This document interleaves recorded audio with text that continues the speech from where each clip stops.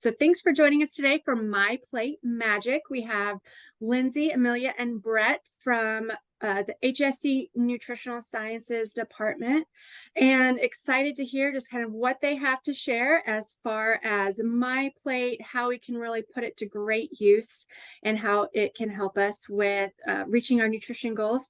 Excited to hear what you guys have to say. Yes, thank you for that introduction. And we will be giving our presentation called My Plate Magic. So the objectives that we want you guys to be able to learn today and to do is recognize nutrient-dense options in place of commonly consumed items, that you would be able to create your own recipes using healthy alternatives and ingredients to common products, and identify ways to cut down on cooking time. So we're going to start off with the quiz. We're going to do this quiz twice. And so we will send the link to it in the chat. And we're just going to ask that you all would complete the quiz and then just give us a heads up in the chat whenever you're finished. And then at the end, we will take the quiz again and we'll ask you if you improved on your score from the first time versus the second time. So Lindsay sent the link in the chat and you can just fill that out and let us know when you're done.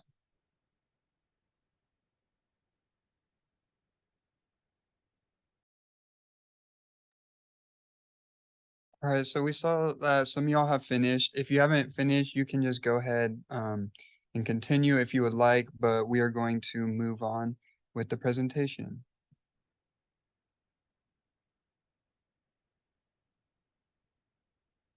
So some of the biggest factors that contribute to what people eat are time, taste, convenience, advertising, media, health, and economic factors. And time is a big one that we will talk about later in the presentation as well.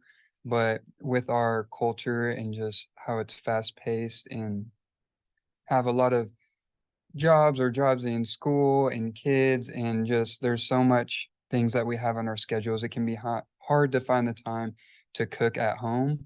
And then taste as well, we just like things that we have a preference for, and we want it to taste good. And then convenience, so sometimes you have the time but you come home at the end of a long day or work, and you just don't really feel like cooking. And that is a big way that can influence what you're eating, is whether it's convenient or not. Especially it might be easier to grab fast food on the way home than have to put effort into cooking something. And then advertising and media is a big one as well, because with Netflix and YouTube and just everything, they're always trying to get us to use some of these other factors like taste or health or different things to consume their products.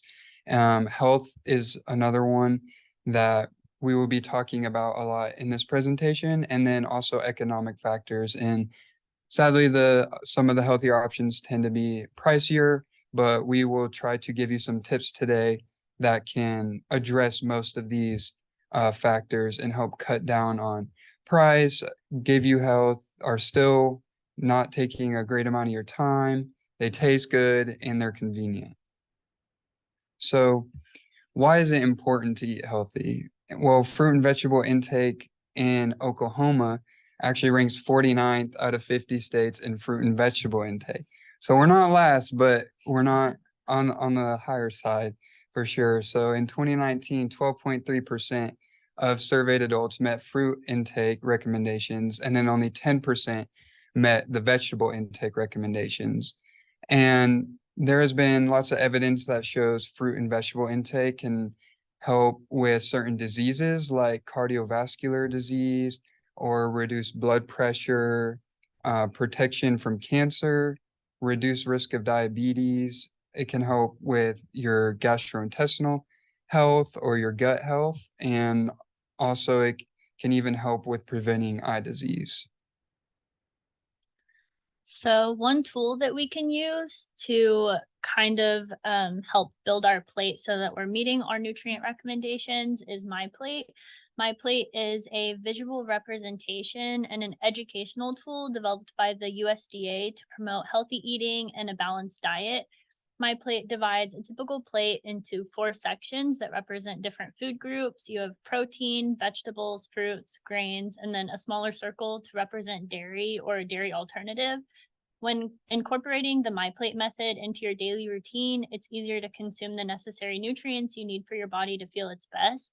Not only does MyPlate provide a visual representation of what a balanced plate can look like, but the website also provides several different resources that can help make healthy eating easier. Resources include how to eat healthy on a budget, nutrition at different life stages, recipes, and goal tracking. So MyPlate offers an app called Shop Simple that provides users with information regarding sales in your area and new ways to prepare budget-friendly foods. This can be beneficial when you're making a shopping list. You can go on the app and see what stores have the cheapest prices for the food on your list. It also offers shopping tips for every aisle of the grocery store. These tips are not only helpful to ensure you're sticking to your budget, but they also provide ways to save time in the kitchen and how to ensure you're purchasing foods that fit into your nutrition goals. There's also a section that offers tips to save time in the kitchen, ranging from organizational advice to family inclusivity. When looking at nutrition during different life stages, MyPlate offers several lessons on eating healthy, supplement usage, and how to facilitate family activities alongside health and wellness.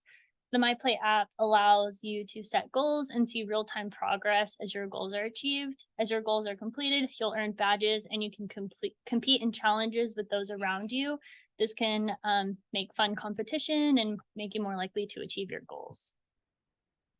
So when looking at MyPlate, it consists of 5 different food groups that all contribute to optimizing health in their own way. The protein portion of your plate includes meat, poultry, seafood, eggs, and beans. These foods are essential for building and repairing muscles, supporting your immune function, and maintaining strength. The grain portion includes foods such as bread, rice, pasta, and oatmeal. Whole grains such as brown rice and whole wheat bread provide more nutrients and fiber compared to refined grains such as white bread. These are important sources of carbohydrates, which are the body's primary source of energy. Vegetables include a diverse range of foods and are excellent sources of vitamins, minerals, and fiber. Fruits also include a wide variety of foods that are rich in essential vitamins, minerals, fiber, and antioxidants. Lastly, dairy includes foods such as milk, yogurt, cheese, and their alternatives, all of which are rich in calcium, vitamin D, and protein, which is important for bone health and overall well-being. So one aspect of the MyPlate website that some may find beneficial is the food group gallery. This section of the website includes examples of what foods fall into each of the 5 categories, as well as including subcategories that provide additional information on which type of fruit, vegetable, grain, dairy product, or protein that the food is. For example, under fruits, there are subcategories explaining which fruits are berries, melons, and other types of fruits. Under grains, it shows examples of whole grains versus refined grains, which may be especially helpful for those working to monitor their blood sugar. It includes portion sizes of each food and shows how many servings the food will count towards when working to meet your MyPlate recommendations. This can be a great way for visual learners to understand the different portion sizes, as well as further explaining what foods fall into different categories. So how can MyPlate make your life easier? Sometimes we need to know where to start when trying to eat a balanced meal. MyPlate gives general healthy recommendations on how to build a nutrient-dense plate. MyPlate lets you know how much you should be eating of every food group, and this can help provide a foundation which you can build your own diet upon, but you can also modify your current diet around these recommendations while still being able to consume some of the foods that you enjoy. So we're going to get into some of the aspects of health. So I'll be talking about cholesterol. Most of us think of cholesterol as a bad thing, but that's not always necessarily the case. Cholesterol is a fatty substance that's made by the liver. Our main cholesterol transporters are HDL and LDL, and then also VLDL. HDL is considered the good cholesterol because it helps carry cholesterol from other parts of the body to the liver, where it can be broken down and excreted from the body, which helps keep your serum cholesterol levels lower. And LDL is considered the bad cholesterol because it carries cholesterol from the liver to other parts of the body, which means that it won't be getting broken down and it'll stay in your body longer and increase your serum cholesterol levels. The general limit for cholesterol is around 300 milligrams a day. The kind of foods that have cholesterol tend to be the high fat foods and the processed foods. with a lot of saturated fat in them. But we want to try to limit it so that the liver doesn't get overworked trying to break down so much fat at once. Yeah, and so we'll just kind of distinguish the difference between saturated versus unsaturated fat. Saturated is usually solid at room temperature, and they consist of like animal fats. So you think of just a steak or any piece of meat with the white pieces on it that's solid at room temperature, or like coconut oil even has a lot of saturated fat and it's more solid in its consistency. These types of fats have a tendency to raise your LDL, which was the bad cholesterol that she was talking about, and it can clog up your arteries and build up plaque, which can lead to cardiovascular disease and heart disease. Unsaturated fat is more liquid at room temperature and are mostly coming from your plant fats like avocado oil or olive oil.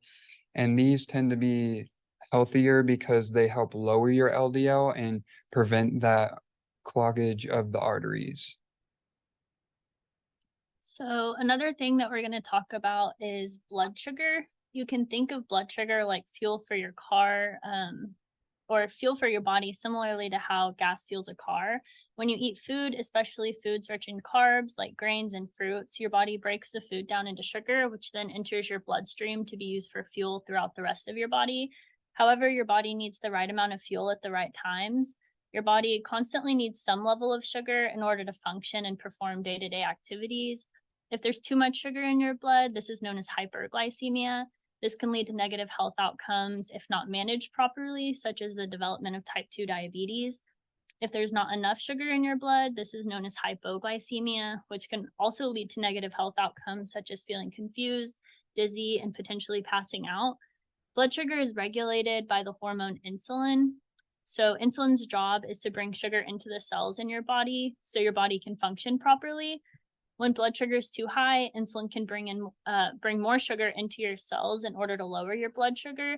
But if insulin is overworked because it's constantly trying to lower your blood sugar, it won't work as well, which can contribute to negative health outcomes such as the development of diabetes. By eating a balanced diet, you're able to help your body maintain healthy blood sugar levels and keep the fuel just right. So how can we choose healthier options? We can make swaps to some of our daily meals and snacks to make them healthier.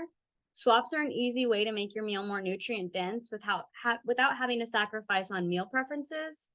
We can look for more whole foods, swap high fat foods for low fat or fat free options, and we can look for lower sugar content or even sugar free options. We want to make these swaps so we can achieve healthier cholesterol, blood sugar, and triglyceride levels to try to avoid some of these disease states in the future. So what are the risks associated with an unhealthy diet? We've already talked about some of them. Long-term unhealthy diet can have an array of consequences, such as increased caloric content and higher cholesterol. It can also cause the onset of diabetes and eventually even heart failure. So it's important that we try to stay away from these unhealthy options as often as possible. All of these bad diet choices can lead to obesity, which often comes with several comorbidities like high blood pressure and high triglyceride or fat levels. And then these levels lead to issues like type 2 diabetes, cardiovascular disease, coronary artery disease, and myocardial infarction. So how to read a food label. Food labels are the key to knowing what is in the food that we are consuming. They describe the nutritional content. It's important to look for saturated fat, added sugar, and sodium levels. These are the less healthy nutrients we want to consume in smaller amounts. So another way to contribute to your health goals is to swap out commonly used foods for those that may contain more nutrients or fewer calories and have similar tastes and textures. So replacing sour cream with Greek yogurt can be beneficial in many ways. Greek yogurt is typically lower in calories and fat, which is ideal for individuals who are looking to reduce this intake while still enjoying the creamy consistency of sour cream. Greek yogurt is also higher in protein, which contributes to satiety and keeping you full for longer. It's rich in probiotics that feed the gut and promote gut health. And then the texture and taste is similar, making it a suitable substitute. Spaghetti squash is lower in calories and carbs compared to regular pasta, making it a suitable swap for those trying to reduce their calorie intake. Spaghetti squash is also rich in vitamins and minerals and fiber, which helps to improve digestive health, regulate blood sugar, and promote satiety.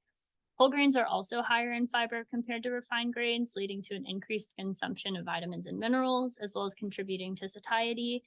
And then excessive sodium consumption can lead to elevated blood pressure and other negative health outcomes. So swapping salt for other seasonings can help you lower your overall sodium consumption. Swapping salt for acidic juices, such as lemon juice, can provide a similar flavor profile without the added sodium. Fruits can be an excellent occasional swap for dessert so that you're still enjoying a sweet treat after dinner, but you're meeting your nutritional goals. Not only do fruits have a sweet flavor, but they're also rich in vitamins, minerals, and antioxidants that work together to maximize your health. Instead of eating ice cream after dinner, you could try blending frozen bananas with cacao powder and peanut butter for a similar texture and taste with added health benefits. So what determines if someone makes a homemade meal or not? Some people cook at home and some don't, but most people do not cook at home because they don't have time. Processed foods are way quicker, but they're usually less beneficial for health. It's much easier to pick something up sometimes rather than spend time working on a meal at home. Our culture is very go, go, go, and most people feel really crunched for time. Making homemade meals usually gets pushed to the bottom of the list when we have so many things to do. Eating out is not always a bad option, but we want to try to limit it. So what are some easy ways to cut down on cooking time? You can pre-chop some of your fruits and vegetables right after you buy them so that they're ready for use whenever you are ready to make a meal. You can also buy pre-chopped fruits and vegetables. This option is slightly more expensive, but it's worth it if you have the money because it just helps a lot with convenience. And you can also buy pre-mixed salads that are just ready for consumption.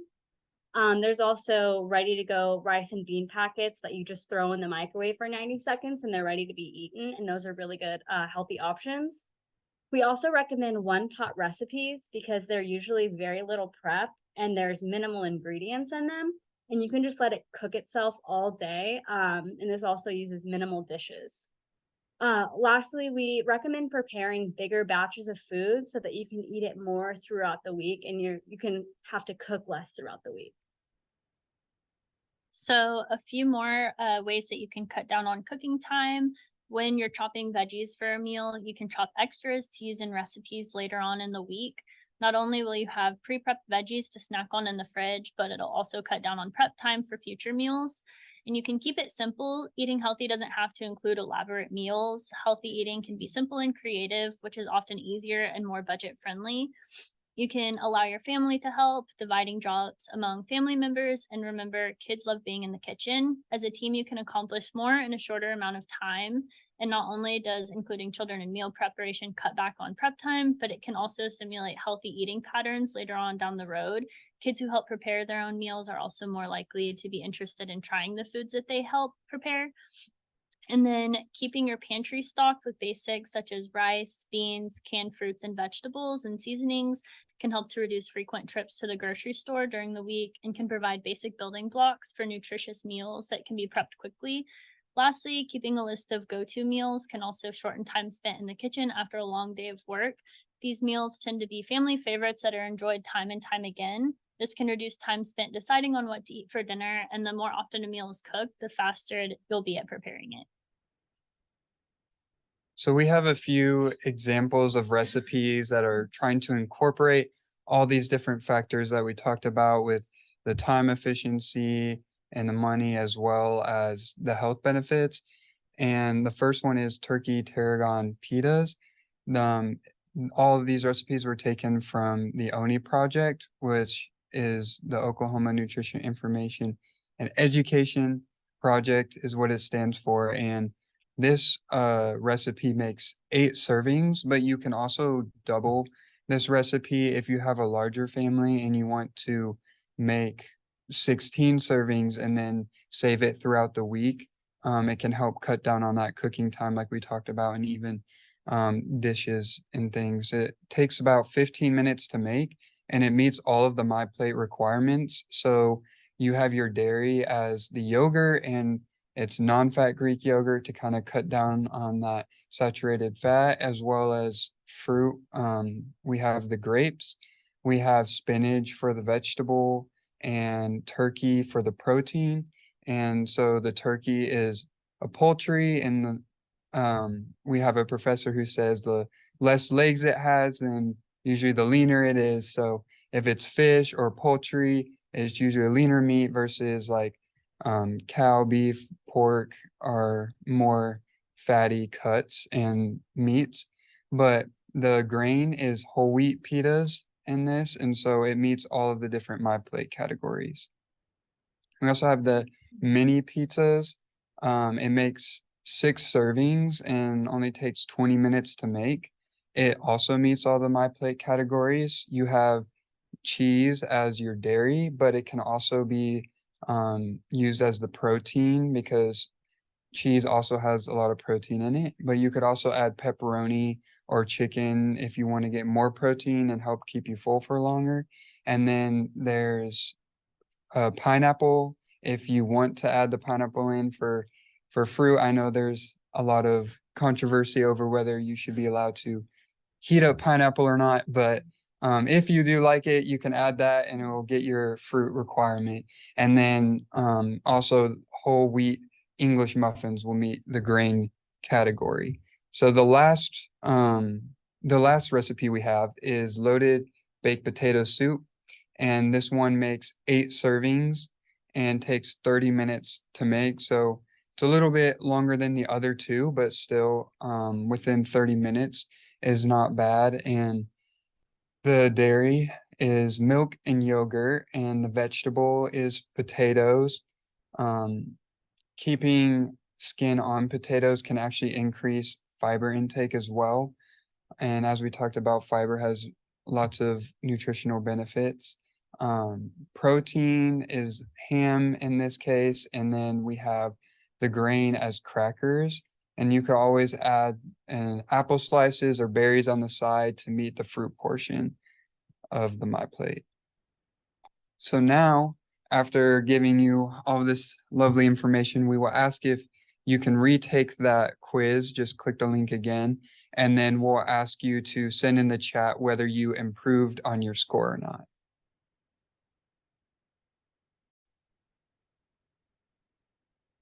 And while we're letting people take a moment to take another stab at that quiz, see if they've improved. Couple questions I thought if you guys want to take a moment to address during this time. So I know Kaylee's put a little information, but there's a question. My husband is allergic to chicken and probably turkey. What are some substitute options that maybe you guys might be able to recommend?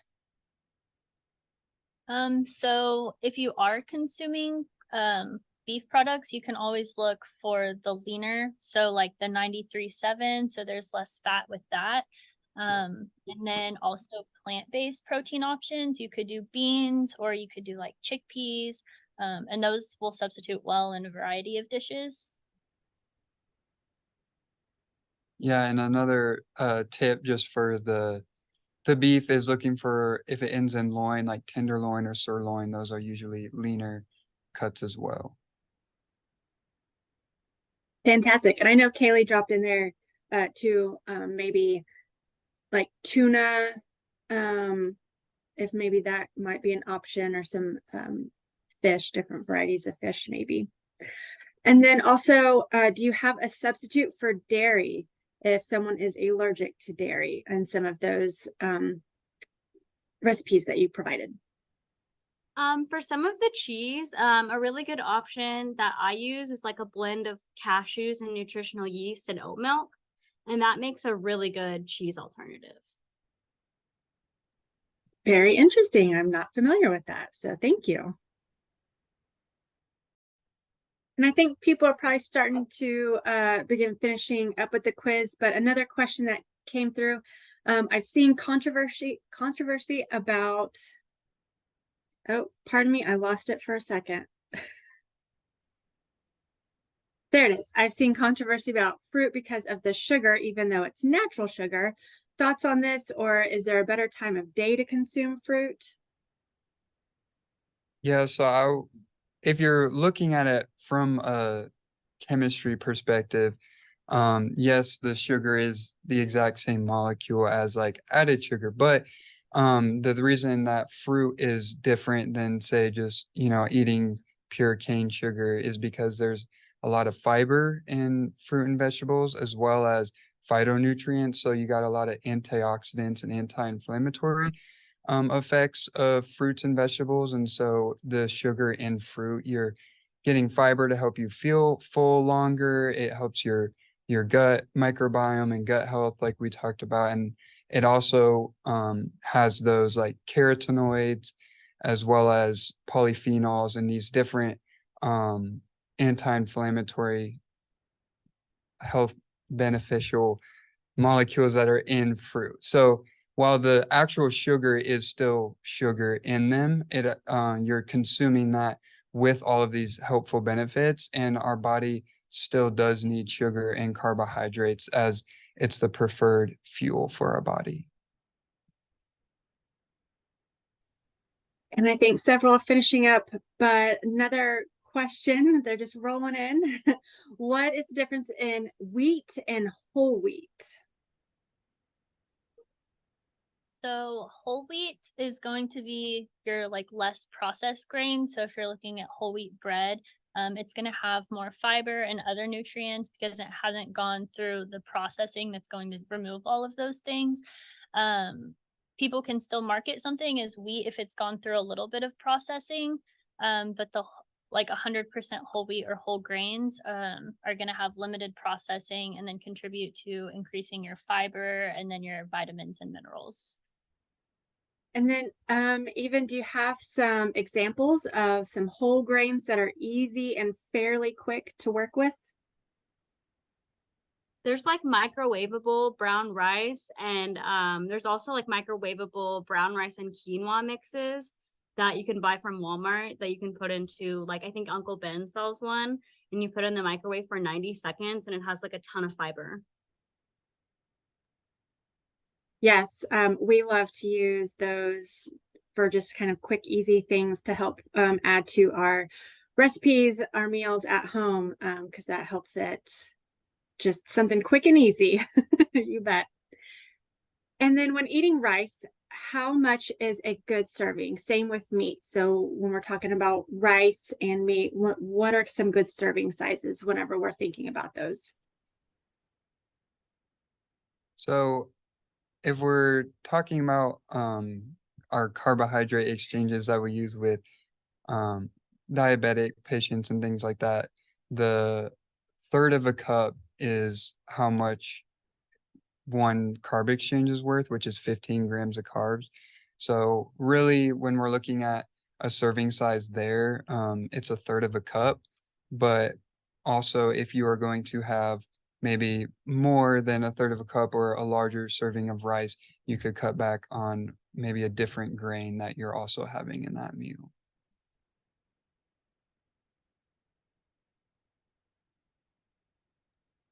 And then when thinking about meat and servings, usually it's about 4 ounces, right? Or you can kind of think about the size of your palm. Mm-hmm. Yeah, it's about 3 or 4 ounces, and then the the dietary or the guidelines for the Heart Association recommend eating fish about twice per week. And then someone was asking about the other options from chicken earlier. So like salmon and the mackerel and tuna, they all have omega-3 fatty acids, which are also beneficial for health, and even iodine, which is actually becoming a problem again in America, as they used to put it in salt, but now they've kind of took that back out of salt, and so people are consuming less iodine now than we were. And then do you have a few foods that are rich with unsaturated fatty acids? So unsaturated fatty acids are going to be the liquid at room temperature. So you have like olive oil, And whenever you replace that, like for example, if you're going to make eggs in the morning, if you're replacing butter with the olive oil, it's been shown to lower your LDL, which can contribute to helping prevent or reduce the risk of like cardiovascular disease later on in life. And then also fish like salmon is a good source of unsaturated fat, like fish oils.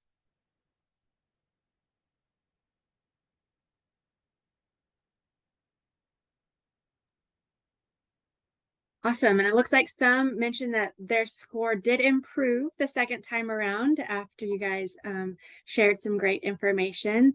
So let's see. Gonna let you guys finish up or move on. I'll keep an eye out for any more questions popping through.